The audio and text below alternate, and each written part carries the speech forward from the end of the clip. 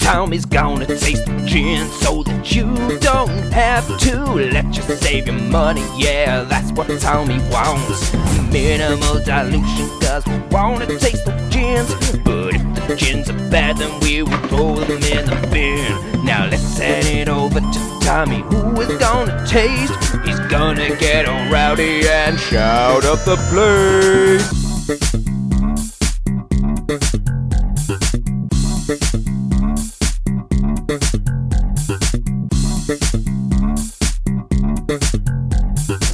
Ni hao ma, and welcome back to Tommy Taste, the channel where I taste the gin so that you don't have to. This week, it's the turn of Xin, X-I-N, Gin, assuming Xin Gin. If it's not, sorry, but I don't care, simultaneously. This is an Irish gin with Irish blood, but an Asian heart, given its use of different Asiatic botanicals, which we'll get into later. This, I think we can all agree, despite being a miniature, has a very, very pretty bottle. And it comes courtesy of this distillery in Ireland. I'm not brave enough to say the actual name of it because it shows how English and pathetic I am. Anyway, they are most famous for their whiskey, as you could imagine. However, they have taken to producing gin because it turns money in the short term. Where does Xin Gin come in? Well, I can tell you it's an award-laden gin, and we all know how important awards are to me. Not a day goes by where I don't drop my year-rate effort in food tech award into every conversation. However, this has won Ireland's best gin, an award that I'm not so sure about because, to be honest, where do you go after Drumshanbo that nailed it? What is the point of gin after that in Ireland? Is it Xin Gin? We'll taste and see. It also won a bronze at the World Gin Awards, and then silver in the Best Bottle Design category.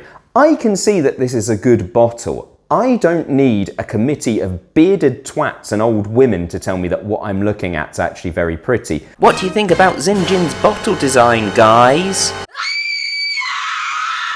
But the most annoying thing is that an award like this doesn't tell you anything about the fucking gin that's inside the bottle. So I've had to buy a bottle for myself and tell you what I actually think it's like through tasting. Xin Gin has a mere 9 botanicals. Juniper, of course, because it's a fucking gin, and then things like orange zest, lemon zest, persimmon, pineapple, cinnamon, blah-de-blah-de-blah. 3 interesting things that you should note through this gin. There is no fixative, so no Angelica. We had this previously with Xin Gin and its flavour was all over the shop. The fixative is there to bind the flavours together and create a gin as a whole, like an egg does in a cake mix. Without it, it just doesn't quite work. However, let's taste and see if that's the case. No licorice. Obviously, this is one of the sweetening elements that comes in a gin and really helps to accentuate some of the sweeter notes from the botanical. Without it, gins can often be bitter or just too much. And no coriander. A really weird choice given that it's a really Asian style of herb and doesn't really feature in this at all. So I should expect it to be less aromatic, maybe less spicy. I'm guessing that this is going to be more of a fruity gin given the pineapple, the persimmon, and the orange and lemon. To be honest, I think this is probably going to be Instagram pretty. I think that this is going to be a gin that ogles itself in the mirror saying that I won silver at a beauty pageant once, but when you take it out on a date, it's just hollow and devoid of soul.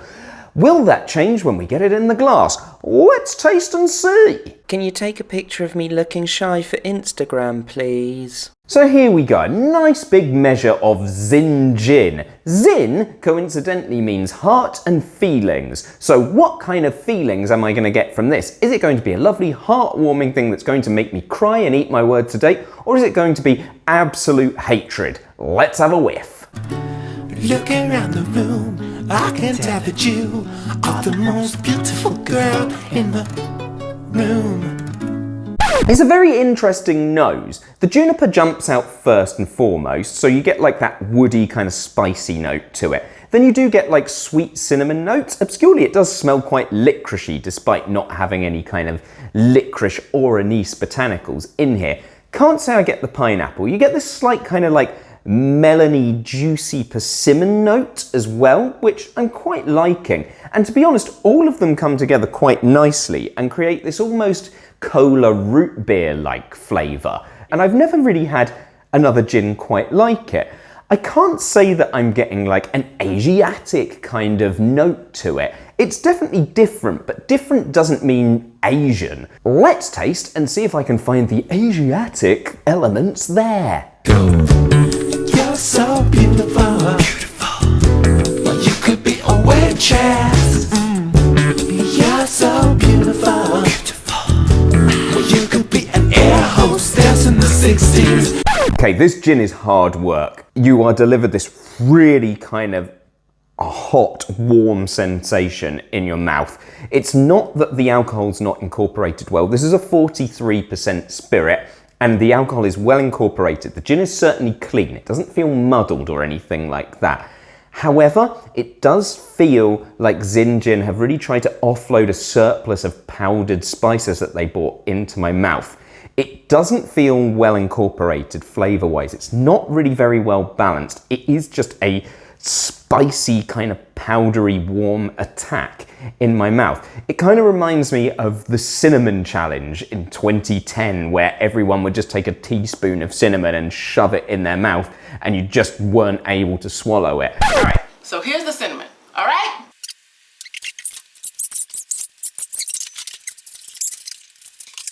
Over and out. The nice like persimmony notes or the cola complex thing that I talked about isn't really there on the palate. You can tell that it's a gin. There is like a lick of citrus in there and maybe like a bit of ripe pineapple, but I'm really having to stick my neck out to find these things. Let's get a little bit of ice in there and hope that it kind of cools down the heat of the gin. Yeah, not much more to say there. Cheers. 'Cause you're so beautiful. Like a tree or a high-class prostitute. You're so beautiful.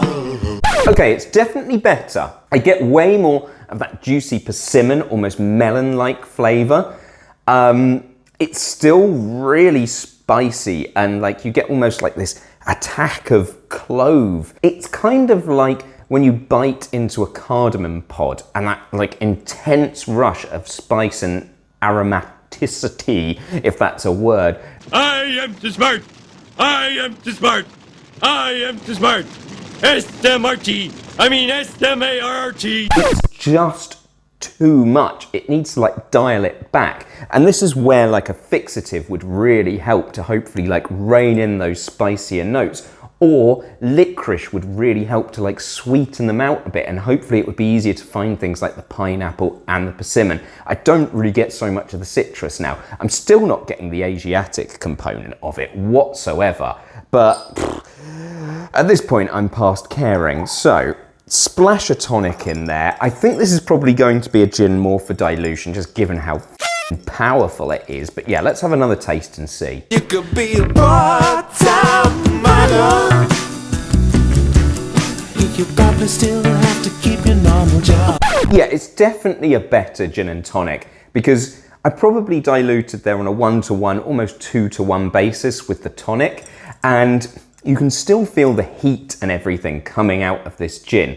There is like still that persimmony note cutting through, but I don't really get anything else, and I don't get kind of what makes this gin great at all. And yeah, I understand why it won a bronze and not a gold, put it that way, but for me, this gin is not balanced enough to even achieve a bronze. I think we can all agree that Xin Gin was a bit of a mess there. It's not a bad gin. I'm certainly not going to get angry because I don't find this loathsome at all. Clearly, they are a distillery that understand the art of spirit making. They get whiskey.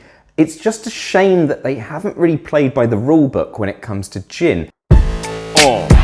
Yeah, like and subscribe, girl. Like and subscribe. What? Like and subscribe.